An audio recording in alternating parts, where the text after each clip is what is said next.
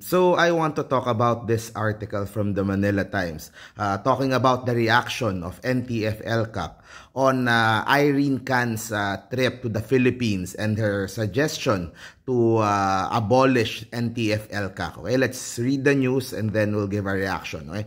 NTF-ELCAC was offended by the UN Special Rapporteur Irene Can's proposal to abolish the task force. Its official said on Saturday. Okay? We were hijacked. Irene Can's visit to the Philippines is counterproductive. She was invited here for a different purpose. That's according to NTF-ELCAC Executive Director Yusek Ernesto Torres Jr. She seems to come here with an agenda to undermine and demolish the NTF-ELCAC without understanding the essence of the NTF-ELCAC. Can, a UN Special Rapporteur on the promotion and protection of the right to freedom of opinion and expression, made the recommendation during her exit briefing in Mandaluyong City on Friday, which was preceded by meetings with groups associated with the CPP-NPA's National Democratic Front. Yun. So Torres said Can allowed herself to be used by those who want the government and the NTF-ELCAC to fail. Her call for the abolition of the NTF-ELCAC is a lame attempt to breathe life into a dying terrorist movement. I think that's the main point there. It's a dying terrorist movement. It's on its last legs. There are only 11 weakened guerrilla fronts in the country right now. So we are very close to finally taking down and ending this NPA threat in the country.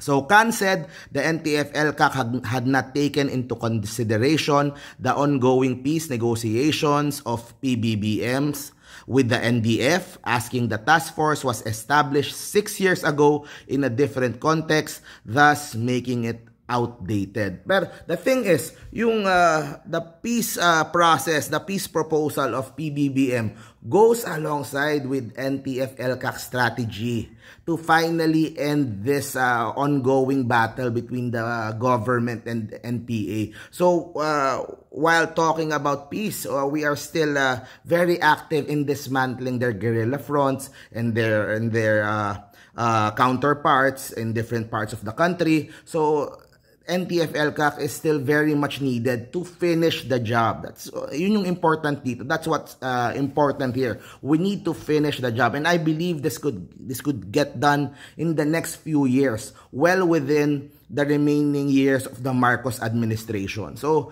we still need the NTF-ELCAC to finish the job of ending the NPA threat in the country. Torres said that contrary to Can's belief, the NTF-ELCAC remains the single most relevant task force in the Philippines with undeniable accomplishments. It started with about 90 plus active fronts all over the country. Strong guerrilla fronts with strong military, strong armed presence in different parts of the country. They were able to bring it down to just 11 weakened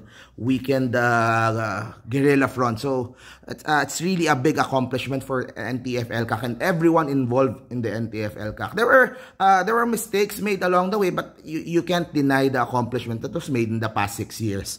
He said the NTF-ELCAC would continue to work for peace, unity, and development within the framework of justice and the rule of law.